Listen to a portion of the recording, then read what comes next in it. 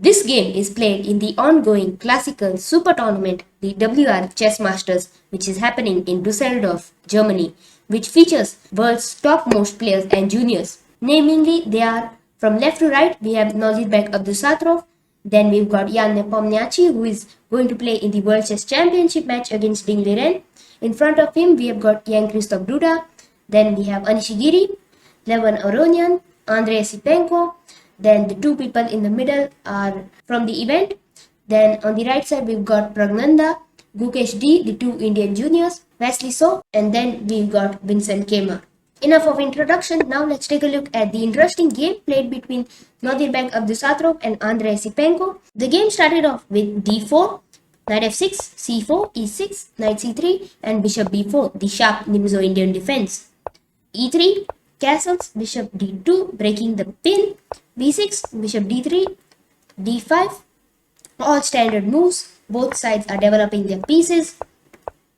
Bishop f8, an idea in this opening to reroute this bishop, because this bishop is just staring at a brick wall here now that it's no longer pinning the knight. So bishop to f8 was played in the game.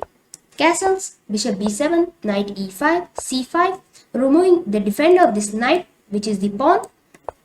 f4, providing more protection for the knight. Knight c6, knight e2, taking his pieces towards the king side for an attack. Knight e4, black also is creating some counterplay from his side. Knight g3, white follows his plan, and here black plays knight into d2, which is an inaccuracy because it allows this tactical theme, which is the Greek gift sacrifice with bishop into h7. If you don't know much about this tactic, then you can check this video here in which I've explained this tactical theme known as the Greek gift sacrifice. Right now we'll focus on the game. Black played king into h7, white played queen to h5, king to g8, queen into f7, king to h8, knight to g6, king to h7, and knight to h5, preparing this checkmating idea with knight into f8, rook into f8, and queen into g7 checkmate. So black plays his only resource, that is rook to e6. If white takes the rook, black will also take white's rook, and black has done a job of distracting white's queen from the attack. In the game, white played f5, which was not the best move because in the game black managed to take the rook, and here it is black to play and black can save this rook. Instead, the better move was queen into e6 only, because after black takes your rook, you recapture and you have this rook lift idea which saves the game in white's favor. In the game, f5 was played, and as I said, knight into f1, rook into f1 was played, and here black has drawing chances with queen to e8, exchanging the queens. But in the game, black played queen to g5, which creates counterplay, but white has queen into e6 and white is better.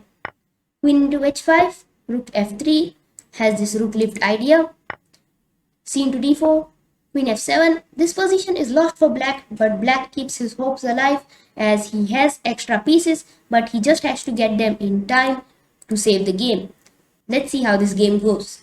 Knight to f8, a discovered attack, taking the queen, and here if we evaluate the position, white has a rook for black's rook, and these three pieces are fighting against white's queen. The problem for black is that his pieces are not coordinating well to have a strong counterplay.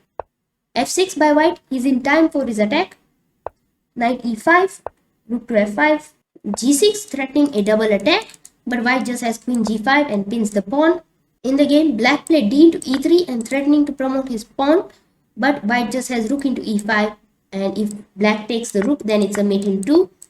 So in the game, black couldn't take the rook and played king to f7, rook into e3, bishop c5 pins the rook, b4, bishop into e3, queen into e3, a queen versus a rook and bishop, but there are several mating attacks here.